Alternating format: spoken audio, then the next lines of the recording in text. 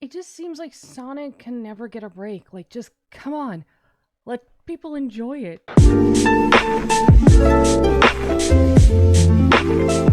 Hello, it's me, and Hilda's back with another video, and at this point I just feel like I'm slowly becoming just a Sonic channel, because every time I feel like I'm gonna back down from the Sonic content, more Sonic content just gets thrown at me, and I just feel the need to make a video on it.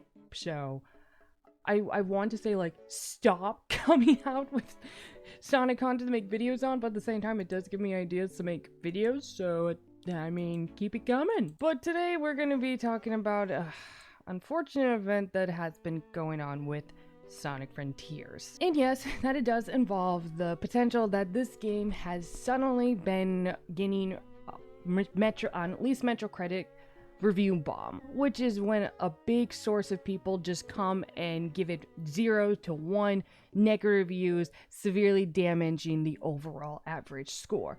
Because I think that some people tend to forget when it comes to Metacritics, the 8 out of 10 or 8.8, which was originally what Sonic had a couple days ago, Sonic Frontiers had a couple days ago, which was an 8.8 out of 10, which that was the average score overall. It's not like the game is an 8 out of 10, it's that the overall scoring, when averaging out everyone, was at 8.8 out of 10. So what happened was that a YouTuber called Donk King made a video, which was, I never saw the video, or I saw bits of it, but it's basically was a satire review of Sonic Frontiers, which basically was mocking the game, or in his video making it very clear that he wasn't having a good time at all, and that he was showcasing the very worst elements of the new games, like invisible walls, progression systems, for his audience to see, because he has a very huge audience, much bigger than mine. Basically, and some people say that he was purposely misleading what the game really looks like. And shortly after this video was released, a review started bombing on Sonic Frontiers, as there are tweets that point out showing that there are people coming out and just making these very obviously bad reviews that are really quick or simple, or just strangely kind of like also just mentioning the YouTuber, and very clear that either the people haven't played the game or just hating on the game for the sake of hating it, not being constructive at all. And what is most upsetting is that a lot of these users are pointing out the overly negative reviews and then admitting that they haven't even played the game, which is the worst part of all of this. And there are plenty of the reviews, write about how the game looks from the trailer to the pre-release footage, as well as the guys' reviews, and honoring it in the worst parts of the game in the YouTuber's opinion.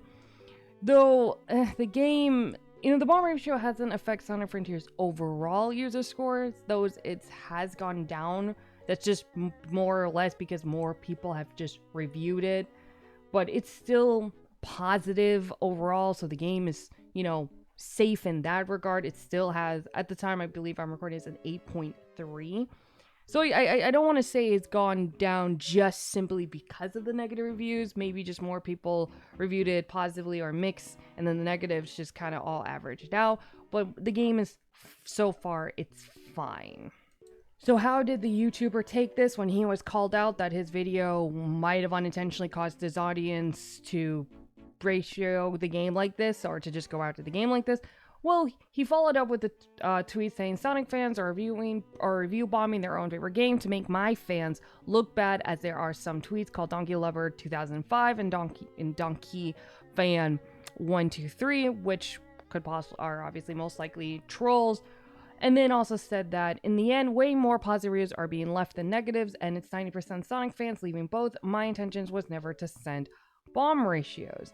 But then, of course, as some people pointed out, that he, even in his tweet, intentionally left out a lot of the reviews that do seem to be because of his videos, that once again didn't admit that they never played the game, that were most likely from his audience. And once again, it's just from him causing that, and then him not taking accountability for that, whether that was his intention or not, because he claims it wasn't. From a file tape which just says, I just wanted to make an entertaining video on a game I didn't really like, and I was shocked by the user score, so I included it. I can't be alone in feeling crazy when seeing them. Now, what that tweet is probably what makes people suspicious that he wanted his fans to go after Sonic Frontiers, was that the end of the video ends with him comparing the ratings of Sonic Frontiers to other games, which some of them actually do surprise me of how much better the score originally was compared to like Elden Ring, but that's besides the point. The point was that he was comparing what Sonic Frontiers to other games that Sonic Frontiers was at the time currently beating in the average score, which, it was quoted by his tweet, drives him crazy. Obviously, at the end of the day, there are going to be games that just have bigger audience, or there's going to be games that just did very well because the expectations were beyond met. In this case of like Sonic, probably why it was overly reviewed positively, because just a lot of people generally were just so happy that we had a good Sonic game. Because even me, I don't think the game, I would say the game is between a 7 to an 8.5, so I think the score is appropriate, but I do think that there are a lot of people giving the game more than what it's actually worth. But I don't blame them either, because the game, after so long with so many mediocre games, it's nice to finally have one that is like solid, or solid enough to say, yes, we're in the right direction now. So this has sparked some anger within, of course, the Sonic fandom itself, and even some people, YouTubers going and being like, hey, the Sonic fandom just needs to calm down because this really isn't isn't a really big deal. But I think a lot of those people don't understand where the concern comes from. Once again, even for me, I don't care that the YouTuber didn't like Sonic Frontiers. I didn't care when Switch Force did it. I didn't care when another YouTuber who made a video not recommending it did it. I don't care that all these fans didn't, or who didn't even bother to play the game didn't and left these review bombs. I don't care about the reviews themselves. I don't care that they didn't like it even though they never played it. I don't care about that. And I'm pretty sure most Sonic fans don't either. What we do care, though, is the causations that these reviews can have. Because anyone who knows anything about Sega knows that Sega takes these reviews very seriously. Especially after the director himself came out basically saying that they were going to look at both the fans and the critics' reviews. And they're going to see these fake reviews. And if Sega doesn't understand that these are just either trolls, real haters that could care less and would probably never like Sonic regardless if it's good or not, they're going to take that seriously, and then they could go to the Sonic team and be like, hey, we can't do this anymore, people don't like it, even though people actually do like it and they're just listening to a bunch of trolls. That is where the problem comes. Once again, the Sonic fans are riling up because not because of the reviews themselves, but what the reviews could actually do in the long run for Sonic. And we can say this for a certainty because it's basically what already happened from Unleash to Colors to the Sonic Booms games and Forces. Sega just did not want to try anymore. And you can tell that regardless if the games are good or not, the Sega team tries their best and they put their heart into these games. The only issue is that they sometimes don't really have all of the freedom and the creative control to make them to their fullest potential like they did with Frontiers, because of Sega, because Sega is just so overly sensitive when it comes to these reviews. And once again, we can say this for a certainty because a lot of games, a lot of older Sonic games have since been delisted from retailers from games that received mixed to average or lower reviews to raise the value brand of Sonic, basically. And so Sega does have a history of doing this. And even for Sonic Frontiers, I don't know if this is true or not, but I actually heard, because the game was delayed, because they wanted to release it, I think for the 30th anniversary, but they delayed it a year because of the motion controls. But I heard that the Sonic team actually had to fight really hard to convince Sega to give them that extra year, because Sega just wanted to release the game, but the Sonic team was like, no, this game is not ready, the controls suck, and we need to fix it. So there's a universe that's out there where this game was released a year earlier, and it turned out really bad. I don't envy that. Regardless if this was the intentions of the YouTuber or not, he did this was it was most likely a causation, or there's reason to believe that this video did cause this causation of all these review bombs on Metacritics.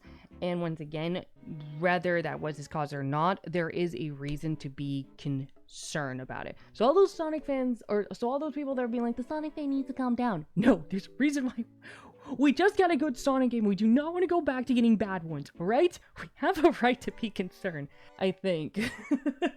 I mean, in the end of the day, the game is fine, as I said. The scores aren't overly affected. The only thing we can do is just, regardless if the YouTuber admits it, takes accountability, because from what I've seen, he really isn't. So at this moment, we can just give the game the honest criticism. I'm not saying to go and overpraise the game, because once again, the game doesn't, the game, from what I've played so far,